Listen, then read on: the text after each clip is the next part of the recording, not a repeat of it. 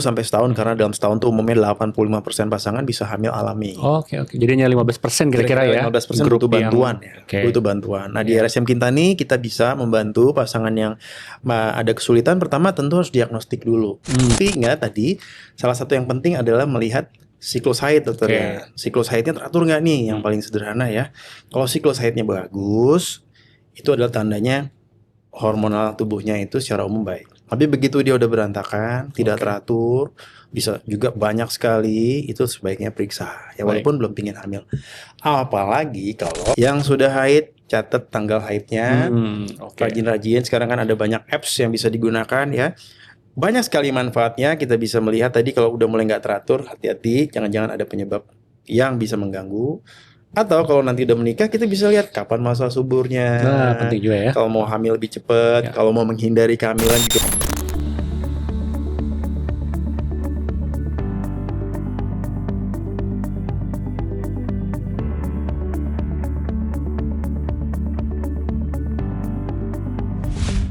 Halo Sobat Sehat RSCM, selamat datang kembali di podcast Kesehatan RSCM, tempat kita membahas masalah kesehatan dan solusinya bersama saya, Dr. Rian.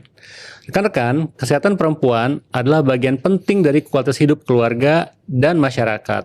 Namun, masih banyak loh perempuan yang masih bingung mau periksa kemana dia ketika dia menghadapi masalah kesehatan yang berbeda-beda, mulai dari gangguan menstruasi, susah mendapatkan keturunan, serta masalah reproduksi lainnya.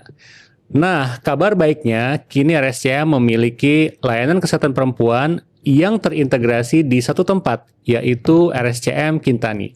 Dengan konsep satu tempat banyak solusi, berbagai kebutuhan kesehatan perempuan dapat ditangani secara komprehensif dan tim multidisiplin. Nah, untuk kita membahas lebih jauh, sudah ada tengah-tengah kita nih, bersama kita Dr. Herbert Situmorang, spesialis obsgin, konsultan FAIR, dokter yang juga menjadi penggerak layanan kesehatan perempuan di RSCM Kintani, dan sekarang beliau sebagai kepala subinstalasi RSCM Kintani. Selamat datang Dr. Herbert. Hai Dr. Rian, apa kabar? Baik, alhamdulillah dok. Gimana kabarnya dok? Baik, senang sekali ketemu di acara podcast kita. Baik, terima kasih dok sudah meluangkan waktu di acara podcast RSCM. Nah dok, mungkin banyak juga sih yang masih belum mendengar ya masyarakat itu tentang RSCM Kintani.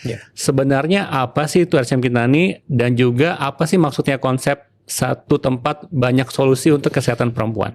Oke, baik. Terima kasih Dr. Rian kesempatannya untuk memperkenalkan RSCM Kintani. Jadi RSCM Kintani ini adalah bagian dari RSCM. Kita tahu Rumah Sakit Cipto Mangunkusumo ini adalah rumah sakit rujukan nasional. Jadi rumah sakit umum yang memiliki semua bidang kesehatan bisa ditangani di RSCM. Nah, di RSCM Kintani ini mengkhususkan dirinya untuk masalah-masalah kesehatan reproduksi, khususnya reproduksi wanita, di mana kita tahu kesehatan reproduksi wanita itu ada berhubungan dengan obstetri dan ginekologi. Obstetri sendiri yang berhubungan dengan kehamilan, sedangkan ginekologi berhubungan dengan kesehatan perempuan di luar masa kehamilan. Nah, di RSCM Kintani ini terutama untuk yang kedua tadi, yang ginekologi. Jadi khusus untuk masalah-masalah misalnya wanita yang susah untuk hamil, gitu ya. Jadi untuk infertilitas, nah di sana kita lakukan mulai dari diagnostik hingga ke penanganannya. Kemudian juga untuk screening untuk penyakit-penyakit kandungan yang lain, misalnya mioma, kista, tumor-tumor kandungan, itu juga di sana. Teman-teman dari uroginekologi, itu ginekologi khusus untuk penyakit-penyakit dasar panggul, misalnya yang peranakannya turun, ya atau tidak bisa menahan pipis, itu semua juga bisa ditangani di RSCM. Dan tidak lupa, ini yang menjadi kebanggaan kita di RSCM Kintani adalah masalah keluarga berencana. Keluarga berencana juga kalau teman-teman sahabat sehat RSCM ingin berkonsultasi soal untuk perencanaan keluarga, apa saja metode yang bisa digunakan, mulai dari yang paling sederhana sampai dengan misalnya kontrasepsi mantap, itu bisa semua dikerjakan di RSCM Kintani.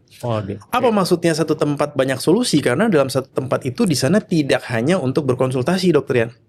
Dr. Rian juga adalah salah satu dokter yang memperkuat di RSCM Kintani layanannya. Kita selain untuk diagnostik, jadi mulai dari diagnostik dulu, konsultasi sampai dengan penanganan, misalnya kalau memerlukan pembedahan. Dan yang paling diunggulkan di sana adalah pembedahan yang kita lakukan bukan pembedahan konvensional, tapi menggunakan metode minimal invasive surgery. Wah, menarik nih dok ya. Misalnya kalau dia ada masalah-masalah di dalam rongga rahim, kita menggunakan kamera yang namanya hysteroscopy. Jadi tanpa ada sayatan, tanpa ada luka, kita bisa melihat memperbaiki masalah-masalah di dalam rongga rahim. Oke. Atau di organ-organ panggul itu kita menggunakan laparoskopi.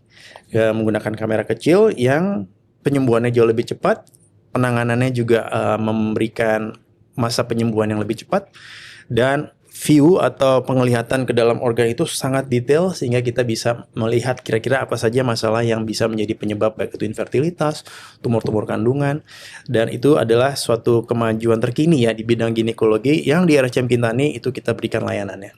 Oke. Gitu, Dokter. Wah, ada seru banget nih. Berarti satu tempat itu tadi banyak aspek ya, banyak aspek, banyak dokter terlibat, Betul. dan juga penanganannya dari diagnostik sampai dengan penanganan operatif juga. Iya, karena ada umumnya kan ya. di rumah sakit yang umumnya ada rumah sakit umum, itu dia masuk rumah sakit dia harus bingung dulu mencari nih mana nih layanan kesehatan perempuan Oke, di lantai berapa, Iya. mana. Nah ini begitu masuk RSCM kita ini udah pasti Langsung ketemu. Oke, baik. Wah, ini menarik banget sobat RSCM ya. Satu tempat langsung menghandle banyak permasalahan dan solusinya bisa kita dapatkan. Nah, dok, banyak sekarang kan apalagi di perkotaan ini perempuan yang udah menikah, kemudian kok nggak kunjung hamil juga gitu. Nah, bisa nggak dok dijelasin layanan apa sih buat perempuan yang memang sulit mendapatkan kehamilan dok setelah menikah? Oke. Nah dalam perencanaan keluarga salah satunya adalah perencanaan kehamilan.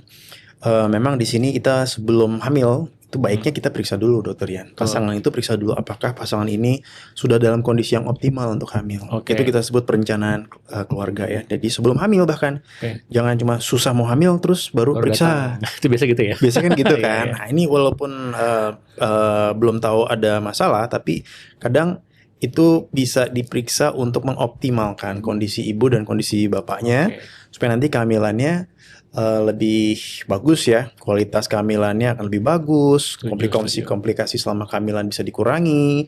Misalnya apa? Kejadian infeksi, kejadian anemia, kejadian kehamilan prematur, hipertensi, banyak sekali yang bisa kita cegah sebelum ibunya hamil. Nah, kalau itu optimal sudah, baru kita persiapkan untuk hamil.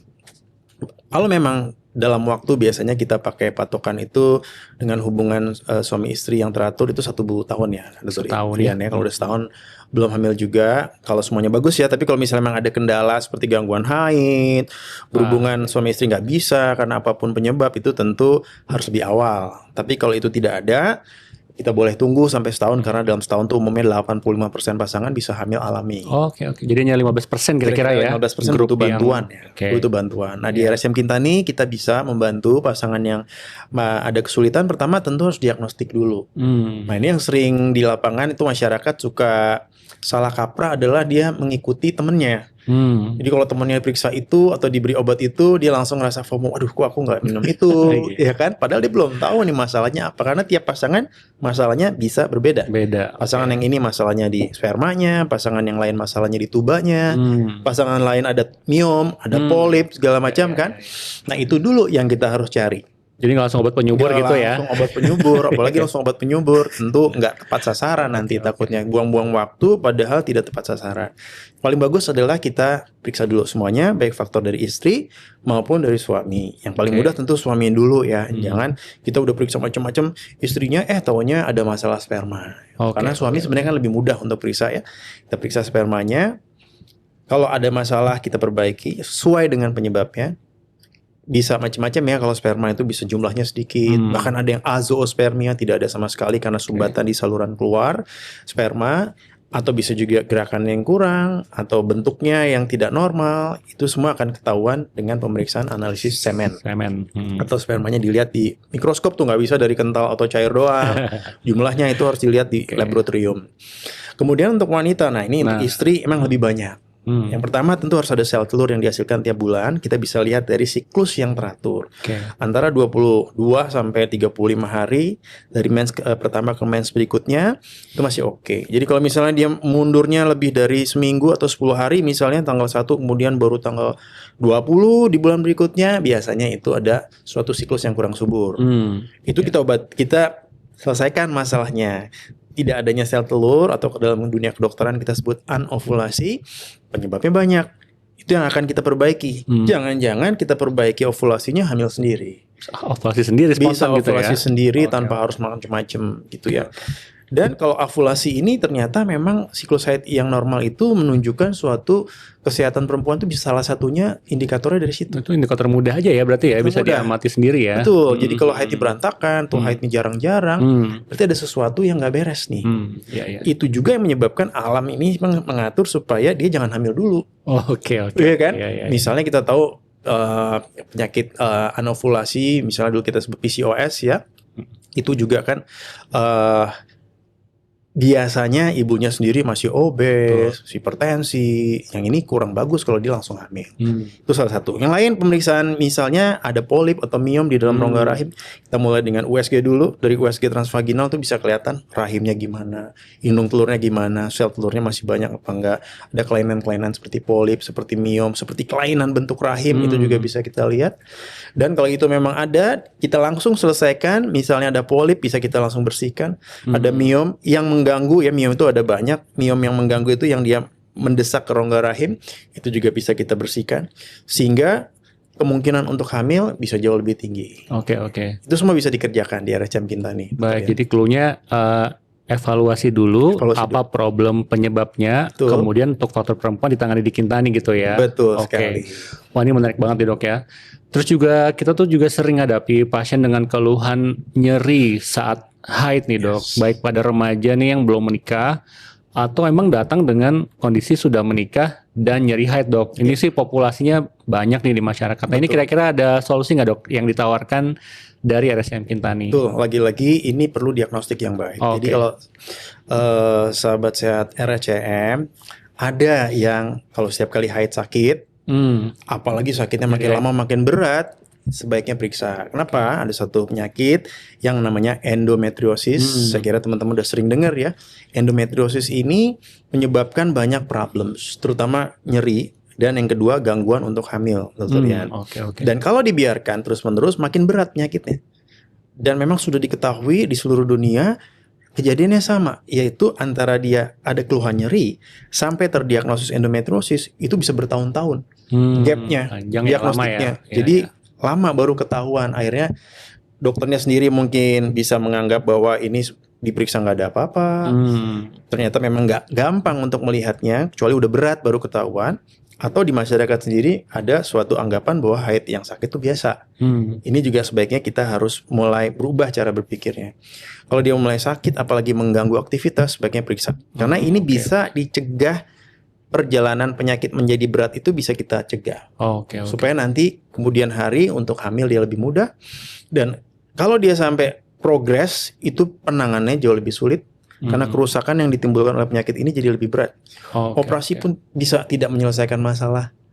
Jadi semakin dini kita kenali, semakin dini kita obati, outcome-nya jauh lebih bagus. Dan sekarang memang angkanya meningkat, Dr. Rian. Endometriosis ini mungkin karena faktor polusi, lifestyle kita yang di perkotaan terutama, yang kurang sehat, menyebabkan insidensnya tinggi sekali di masyarakat kita. Apalagi kalau dia di populasi yang infertility ya. Kalau secara keseluruhan kira-kira 10% wanita nih. Tapi kalau di kelompok yang sulit hamil itu bahkan bisa sampai 40%. Oh, berarti itu satu penyebab dari infertilitas juga ya pada perempuan ya. Betul. Oke. Jadi ini sobat RSCM nih, kalau ada keluarga kita, kerabat kita, rekan kerja kita yang ada keluhan nyeri haid yang mengganggu aktivitas ya, segera cek ke RSCM Kintani. Khawatirnya memang ada endometriosis. Atau ntar makin parah perjalanannya ya, menyulitkan dia untuk hamil dan lain-lain ya. Ya, bentuknya kan bisa berupa kista endometriosis, bisa berupa endometriosis yang ada di dinding rahim namanya adenomyosis. Ini semua bikin susah hamil dan nyeri yang bisa makin hebat. Baik dok. Oke dok, saya mau berlanjut lagi nih ke area lain dok ya. Ini ceritanya pasiennya udah punya anak gitu ya. Kadang-kadang tuh pasien juga banyak informasi di masyarakat terkait penggunaan kontrasepsi atau keluarga berencana. Kadang-kadang pasien itu bingung gitu ya, konsultasi ke siapa, KB apa yang ideal buat dia. Kemudian problem lain adalah ketika dia sudah pasang, dia muncul keluhan-keluhan yang dia tidak duga sebelumnya. Nah ini RSCM Kintani kan kita juga menawarkan penanganan family planning problems ya. Nah ini kira-kira apa dok yang ditawarkan dari Kintani? Ya, pertama tentu ini adalah suatu rangkaian dari tadi perencanaan keluarga ya Dokter Yan ya. Ya. Kalau sudah melahirkan, sebaiknya jangan langsung hamil lagi. Kenapa? Oke. Karena ibu yang habis melahirkan ini tentu dia harus mengembalikan kondisi tubuhnya dulu nih. Ya. Yang tadinya mungkin berat badannya berlebihan, yang tadinya mungkin perdarahan waktu melahirkan itu banyak Cukup, sehingga ya. dia kurang HB-nya atau anemi kita sebut ya. Itu bisa diperbaiki dulu. Atau mungkin sempat ada tekanan darahnya meningkat, sering itu tuh, kita ya. perbaiki dulu. Makanya apalagi ditambah dengan kita perlu memperhatikan anaknya yang kita sebut sebagai 1000 hari pertama itu kan. Ya. Jadi kira-kira 9 itu bulan, sebagian 9 bulan ada di kandungan dan 2 tahun kemudian setelah melahirkan anak itu harus diberikan perhatian yang khusus ya, baik itu nutrisinya, imunisasi, vaksinasi, tumbuh kembang, itu semua harus dilihat. Jadi ini dua-duanya penting untuk kesehatan ibunya dan kesehatan anaknya dan kesehatan anak yang berikutnya. Nah, iya, Gitu iya. kan? Ya, jadi ini penting namanya keluarga berencana. Kontrasepsi itu macam-macam, mulai dari lahir sendiri bisa kita menggunakan menyusui, yang kita sebut kontrasepsi dengan menyusui, metode amenorelaktasi istilah kedokterannya, terutama kalau bisa menyusui secara eksklusif ya, dan belum haid itu bahkan bisa sampai 6 bulan tanpa harus tambahan kontrasepsi lain. Itu saya kira juga salah satu metode yang mantap ya, murah meriah tapi cukup efektif. Tapi ada syarat dan ketentuannya. Selain itu ada banyak lagi. Kita bisa menggunakan misalnya yang non hormonal, itu menggunakan spiral atau IUD, intrauterine device. Itu juga jangka panjang, kapanpun bisa kita lepas untuk suatu kehamilan. Dia jadi misalnya mau merencanakan 2 tahun lagi atau 3 tahun lagi, bahkan sampai 5 tahun lagi pun dia bisa sekali pasang akan bisa bekerja selama panjang sekali. Pilihan lain kita punya hormonal, misalnya dengan pil yang untuk menyusui, itu juga bisa, baik itu untuk orang yang baru melahirkan atau yang sedang tidak menyusui pun bisa. Ya, ada pil, ada suntik, dan juga ada implan. Dan semuanya itu bisa dikerjakan di RHM Kintani. Kalau pasangan itu sudah tidak ingin punya anak lagi, misalnya ya, ingin kontrasepsi mantap, kita ada 2 pilihan, yaitu MOP, metode operasi untuk pria, kita sebut sebagai vasektomi. Sorry, bapaknya nih ya. Bapaknya vasektomi, atau ibunya juga dengan tubektomi. Oke. Kenapa bapaknya? Bisa juga bapaknya, tapi yang mengerjakan nanti ada teman sejawat dari urologi yang mengerjakan untuk kontrasepsi mantap vasektomi untuk bapaknya. Oke, berarti jadi semua range kontrasepsi dari yang paling sederhana sampai yang paling advance. Bahkan kita juga menerima rujukan-rujukan masalah kontrasepsi yang muncul ya, misalnya posisi IUD yang keluar dari rahim, kesulitan untuk melepas implan, itu di RHM Kintani bisa kita atasi. Keren. Waduh, menarik nih ya. Berarti kalau bingung langsung aja konsultasi dulu ya ke RHM Kintani dengan tim dokter. Kemudian sampai dengan pemasangannya semuanya ada, sampai operasi wanita pun ada. Dan kalau untuk tenaga kesehatan yang mempunyai pasien dengan permasalahan kontrasepsi bisa juga ya diminta konsultasi ke Kintani ya. Betul. Lalu juga ada 2 lagi saya baca di pelang ini dok, layanan uroginekologi dan layanan onkologi ginekologi diagnostik. Nah ini kira-kira secara umum aja dok, apa nih yang ditawarkan dari Kintani buat kita dok? Ya, jadi uroginekologi itu areanya adalah untuk menangani masalah-masalah di dasar panggul dan juga untuk rekonstruksi. Apa tuh artinya dasar panggul itu? Misalnya peranakan yang turun. Ya, misalnya dia anaknya banyak, kemudian umurnya udah cukup di atas, biasanya habis menopause tuh, Dr. Rian, itu kan ada kelemahan otot-otot dasar panggul. Nah itu bisa mengganggu, sampai nongol keluar juga bisa, gangguan berkemih akhirnya, dan itu bisa diperbaiki oleh dokter-dokter di bidang uroginekologi yang ada di RHM Kintani. Banyak sekali pakar-pakar yang kita miliki. Dan sebenarnya yang menarik adalah kita bisa tahu ini kapan seorang wanita ini berisiko untuk memiliki masalah kelainan otot dasar panggul itu. Misalnya setelah melahirkan, kita bisa lihat apakah otot-otot dasar panggulnya itu perlu diperbaiki apa enggak. Yaitu menggunakan USG dasar panggul. USG dasar panggul itu dengan tanpa harus operasi atau apa, kita bisa mendeteksi dulu nih apakah ada kerusakan otot-otot dasar panggul setelah melahirkan. Kalau ada, bisa diapain nggak dok? Bisa diperbaiki. Ada banyak metode. Salah satunya metode misalnya dengan namanya exercise, Kegel exercise. Itu pakarnya juga ada di RHM Kintani. Ya, tapi nomor 1 diagnostik dulu deh. Kalau yang udah berat-berat, Bahkan misalnya dia udah nggak bisa nahan pipis lagi, ngompol gitu ya, itu kita sebut incontinence. Itu juga bisa ditangani di RSCM Kintani. Dan yang lagi ngetren lagi nih Dr. Rian, ada yang disebut dengan gynecology estetik. Estetik gynecology. Nah, ini misalnya untuk memperbaiki tampilan organ kelamin eksternal atau organ kelamin luar dari seorang wanita, itu silakan berkonsultasi juga dengan dokter-dokter di RSCM Kintani. Makanya tagline kita kan RSCM Kintani Home for Laparoscopy and Gynecology Aesthetic. Oke, menarik Gitu, banget nih. Komplit nih kayaknya nih. Atau lagi dok yang onkologi nih, saya kan juga ada Ya, tuh. Nah itu onkologi kan kira-kira artinya apa nih untuk masyarakat? kanker ya, keganasan. Hmm. Karena namanya tumor itu ada dua, ada yang tumor yang jinak, ada yang ganas. Nah, yang ganas ini tentu harus ditangani oleh dokter yang khusus. Kenapa? Karena penanganannya berbeda. Pembedahannya pun berbeda. Modalitas pengobatannya mulai dari pembedahan yang radikal, diangkat semua yang mungkin bisa menjadi area penyebaran tumor. Kadang-kadang diperlukan juga kemoterapi, kadang-kadang diperlukan juga radiasi. Silakan konsultasikan ke dokter-dokter onkologi, ginekologi yang ada di RSCM Kintani. Dan di situ nanti pertama kembali lagi nomor satu adalah diagnostik dulu. Oke, diagnostik dulu Diagnostik paling penting. Misalnya yang paling sederhana tapi cukup akurat adalah USG. Ya, di RSCM Kintani kita punya USG dan pakar-pakar USG, karena USG tidak hanya mesinnya yang harus bagus, tapi juga operatornya yang harus mumpuni ya.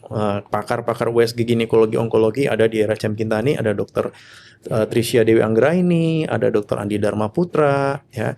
Mereka adalah pakar-pakar di Indonesia untuk gynecology onkologi. Silakan datang untuk memeriksakan diri. Selain itu juga kita bisa menggunakan kolposkopi namanya untuk melihat area serviks. Kita tahu kanker serviks itu juga salah satu yang paling tinggi angkanya. Di sana juga kita kerjakan. Atau kanker endometrium. Endometrium itu adalah lapisan paling dalam rahim yang bisa dilihat dengan USG dan juga hysteroscopy. Tadi kamera masuk seperti endoskopi di saluran cerna, ini endoskopi di saluran kelamin untuk melihat rongga rahim. Kalau di dalam lambung misalnya ada luka, di dalam rahim pun bisa ada tumor misalnya yang bisa kita diagnostik dengan lebih pasti, yang akurasinya lebih tinggi dibanding USG, terutama pada yang tumor-tumor yang awal. Tumor-tumor yang udah advance, tentu yang udah kemana-mana, udah besar sekali tumornya, itu dengan USG akan mudah terlihat. Tapi dengan pada yang awal-awal, tumor yang baru awal sekali itu jauh lebih akurat menggunakan hysteroscopy. Ya. Aduh, menarik banget nih. Berarti kayak semua aspek ya dari perempuan itu bisa terdiagnosis lah ya, dan juga bisa ditangani di RSCM Kintani. Ya. Dan boleh ya, misalnya kita nggak ada gejala nih dok, cuma perempuan ini ingin periksa gitu organ kandungannya ya. Sangat boleh. Sangat boleh screening, sangat boleh. Terutama tadi misalnya teman-teman yang ingin memastikan apakah saya udah siap untuk hamil, ya perencanaan kehamilan itu bisa kita konsultasi dengan kita. Kita berikan saran-saran juga apa aja yang harus diperiksakan gitu ya. Itu bisa kita layani di RSCM kita nih, dokter ya. Baik. Kembali lagi Sobat Sehat RSCM, kita sekarang ke sesi yang seru nih, yaitu mitos atau fakta. Nah, saya akan sebut, dokter hebat akan memberikan jawabannya dan memberikan sedikit penjelasannya ya. Oke dok, yang pertama nih, nyeri haid yang hebat itu adalah hal normal yang dialami setiap perempuan. Mitos banget. Mitos banget ya. Gimana dok? Yang tadi kita nih bahas dokter Rian ya, kalau nyeri haid itu jangan sekali-sekali menganggap itu sebagai suatu hal yang normal. Apalagi tadi dokter Rian bilang itu nyeri haid yang hebat. Mengganggu aktivitas, harus cuti kerja, cuti sekolah, mendingan periksa. Kenapa? Yang tadi, kalau penyakit yang menjadi penyebab nyeri haidnya itu dibiarkan, terlambat penanganannya, makin susah penanganannya nanti. Namanya endometriosis. Siap. Terima kasih dok.